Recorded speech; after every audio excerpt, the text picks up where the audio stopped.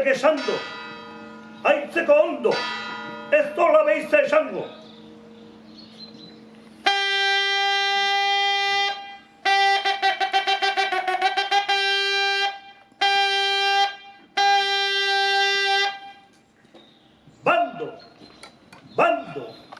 Bando, alkatek esando, hemen diela gentile, zente jarrita hile.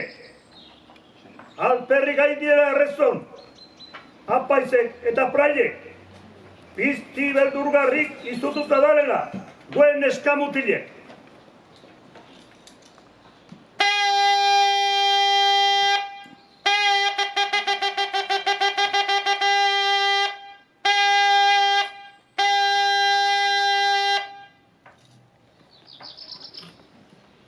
Ixo, eta ondo, alkatek aurre esan du, jende asko daula larri, eta launtzeko alkarri.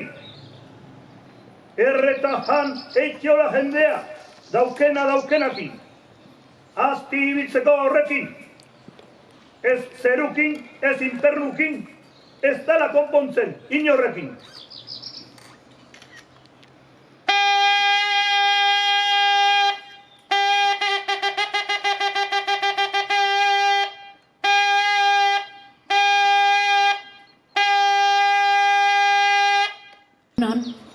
Eta eskerrik asko, gaurko prentsaurrekora gerturatu zareten guztioi. Jakingo dezuen bezala, gaurko prentsaurrekoaren gaia da, aurten ospauko deun, hilontan ospauko deun laugarren mitoaldie, eta gentien etorreraren 40. urteurrena. Gure buruka aurkeztuko ditut, hementxe, nire ezkerreta Martin Aramendi Ataungo alkatea, eskuinetara Maitane Aizpurua, Gentil Baratza Kulturelkarteko kide, eta ni, Maia Vicente naiz, Barandiaran Museoko koordinatzailea. Pertsonai mitologikoak ere etorri zaizkigu, gaurko prentsaurrekora. Hitza emango diogu Martini. Egunon.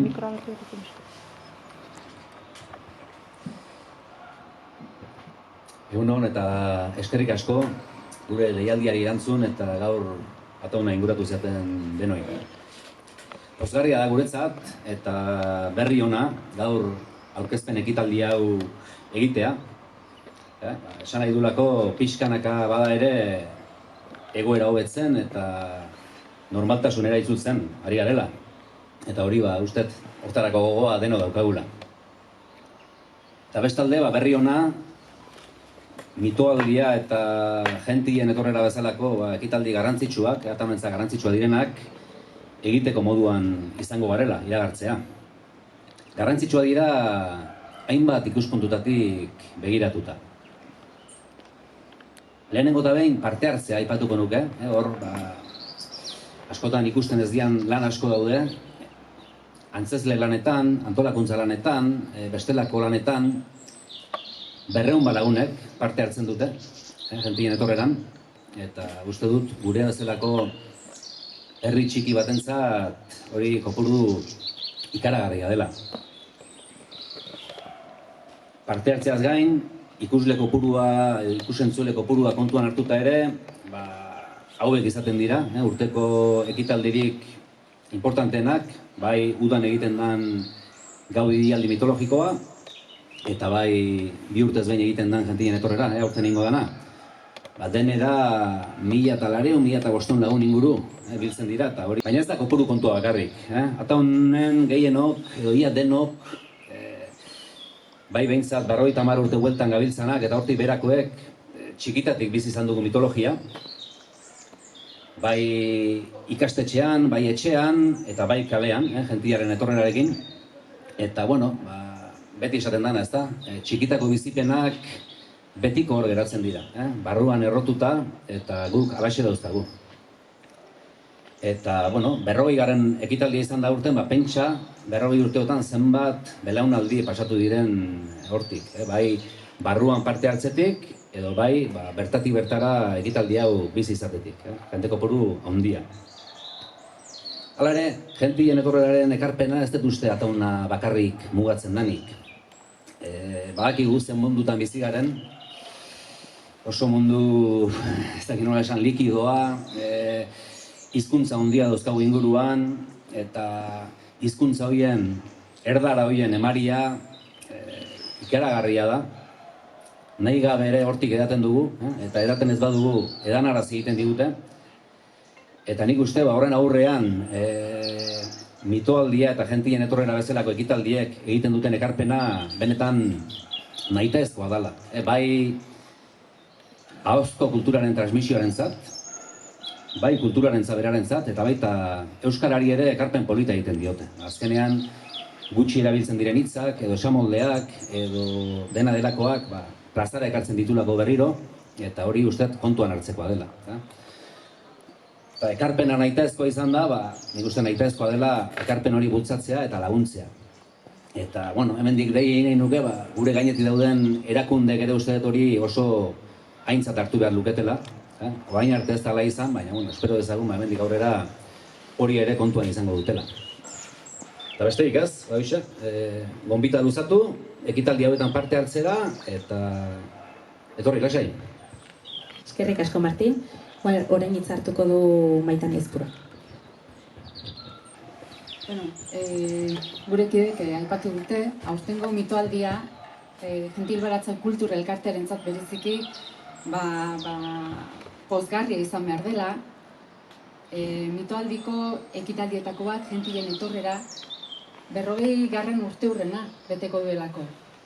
40 urtez inguru hauetako Gentil, Lami eta Sorginak menditik kalera jaitsi dira, eta garai batean Jose Miel Barandiaranek ekin zion bideari jarraitu diote.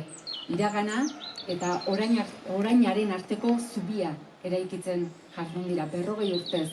Eta nik horri aparteko garrantzia ematen diot, eta aipatu nahi dut, eta azpimarratu nahi dut horrek duen garrantzia. Azken finean, Euskaldunok memoria kaskarra daukagu, eta ahaztu egiten zaigu, gure gentilek eta Sorginek kontatu dituzten kondaira horiek desagertzea egon zirela. Ahaztu egiten zaigu, herri honetan, gerra bat bizi izan zela, gerra ondoren bat, diktadura bat, eta guzti horrek gure euskal kulturarengan izan zuen eranso bortitza itzela izan zela. Ahaztu egiten zaigu. Eta egoera harek bereziki ahozkotasunean oinarrituriko transmisioan zuzenean eragin zuela eta ia desagertaraztea eraman zuela. Guretzat, zorionez, Jose Miel Barandiaran testuinguru horretan jaio eta bizi izan zen. Eta zorionez diot, izugarrizko gizon argia zelako eta garbi ikusi zuelako, gure baserrietan kontatzen zen guztia, ahoz transmititzen zen guztia, idatzez ez bazen jasotzen, betirako hilko zela. Eta horrela hasi zen, gure gizon txiki bizkor azkarrua ez, ataunen baserriz baserri, Euskal Herrin zehar, sukaldez sukalde, gure birratxonak eta birramonak kontatzen zituzten kondaira zoragarriaik idatziz jasotzen. Eta izugarrizko altxorra utzi zion. Egia da, oraindela urte gutxik arte, kondaira guzti horiek pixka bat gutxietxi egin zirela. Ez zitzaien ematen garrantzirik. Esaten zen, eta nik hemen herrian entzun izan dut, baserrietan kontatzen ziren kontu zaharrak zirela. Baina guri Jose Mielek irakatsi zigun, kontu zahar haiek Euskaldunon mitologiari buruz hitz egiten zutela. Eta kontu zahar haiek, Mari, Gentiak, Torto, Basajaun, Maruak agertzen diren ipuin zoragarri guzti horiek, kristautasunaren aurretik gure arbasoek zituzten sinismeni buruz, bizitza eta heriotza ulertzeko moduari buruz hitz egiten zigutela. Eta neurri batean, duela 40 urte horrexegatik hasi ziren hemen gure kideak diren batzuk, Jose Martina Palategi, Don Juan Arin, eta Jose Miel Barandiaranek berak idatziz jasotako ipuin horietan murgiltzen, liburuetako horriak astintzen, eta pertsonei guzti horiei bizitza ematen. Eta horixe da, azken finean, gure elkartearen helburua, Jose Miel Barandiaran museoarekin dugun elkarlanaren arrazoia, eta noski gaur hemen aurkezten dizuegun Ataungo 4. mitoaldiaren helburu nagusia. Eskerrik asko Maitane. Beno, egitarauarekin hasiko gara, egitarauaren aurkezpenarekin. Lehenik eta behin, pixka bat gaian sartzeko edo pixka bat gitara hori laburbilduz bideo bat ikusteko aukera izango dugu.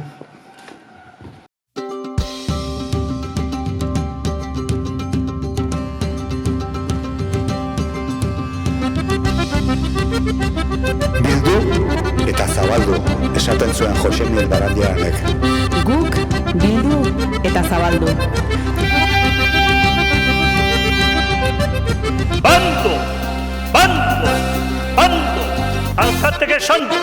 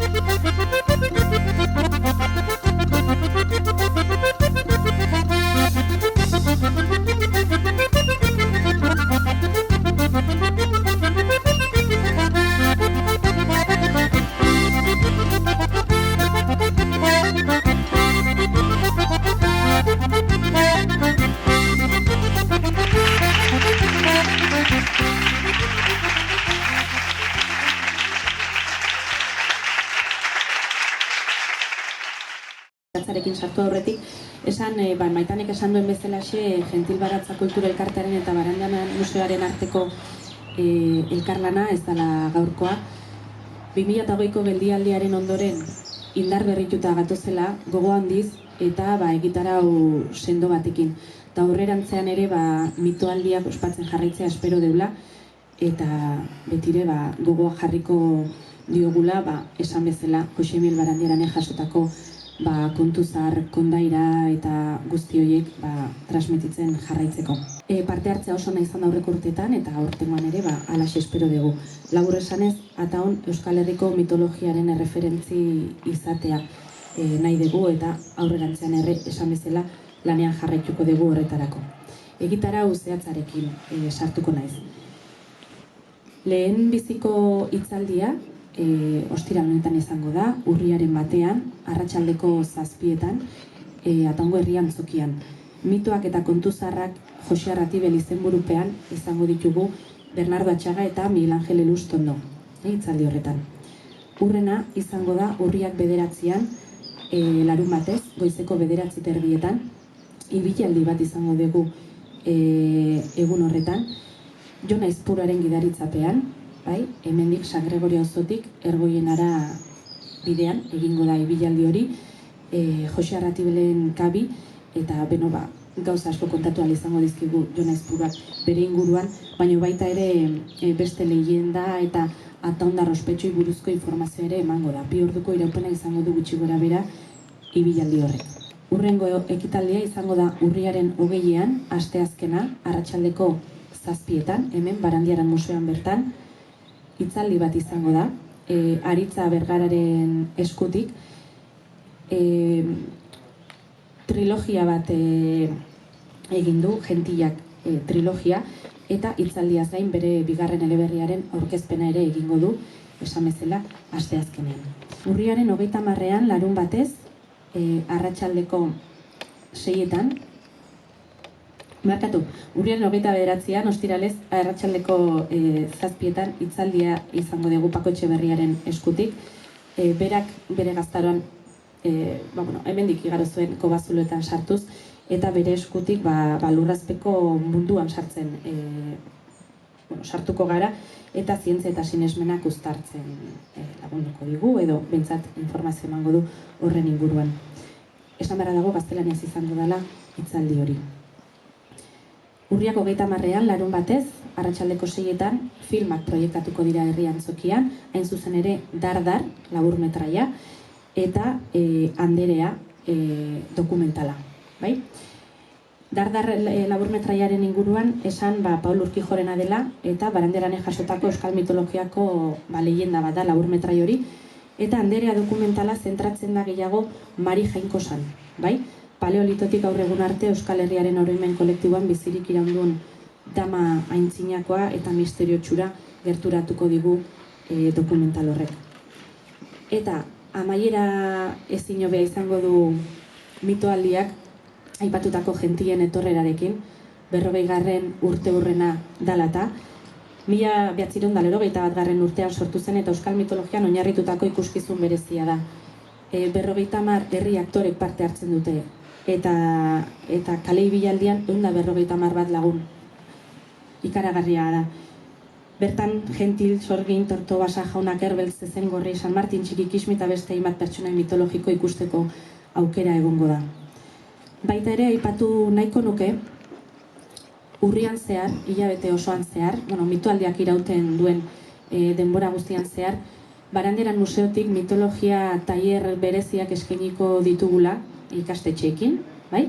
Gentil Baratza kultura elkartekoekin batera, lan aktibo bat eginez, etxeko txikienei esandako Ipui, Kondaira eta histori guzti horiek Josemiel Barandiaranek jasotako helaraziz, eta bertiere gustoko deula lan aktibo hori egitea, eta pertsonaiak bertatik bertara ikusteko aukera izaten dute tailer horietan ere, eta eskerrak eman nahi dizkiogu Gentil Baratzakoei, batez ere paperean jasotako guzti horri bizia ematen dietelako.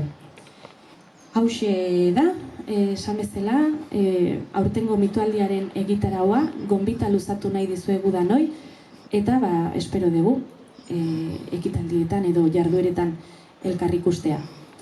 Ezakit galderarik ote dagoen. Ez duzu izan Gentilen etorrera noiz egingoa, egume. Azaroak 6ean, azaroak 6 izango da. Mitoaldia hasten da urriak 1ean eta amaitzen da azaroak 6ean. Bai, lehenengo itzaldiarekin hasten gera ostiral honetan, eta azaroak 6ean Gentien etorrerarekin amaiera emango zaio. Berezi xamarra izangoa edo, zuze aurreratik galdezu. Baita niri emako diotit. Bai, izango da berezi xamarra. Bai, mantenduko dugu betiko Gentien etorreran formatoa edo esaten dana, baino bai, sorpresatxon bat izango da, eta mamie behintzat desberdine, guain arte egin geunan desberdine izango da. Ez dizut oza gehiagi aurre hau. Minaina erko nitentzat eta gehiagi kontatzen. Baina unkigarri izango da. Unkigarri, zu kontutan izan, omendu nahi deula, 40 urteotan Gentien etorreran parte hartu duen herritar guztie. Ez bakarrik Jose Miel eta Jose Arratuel eta histori guztiok idatzez jaso zuen jendea. Bai, behaiek oinarrizko lan egin zuen, baina gero hori zabaltzen jarraitu behar da. Eta hori herrik egin du.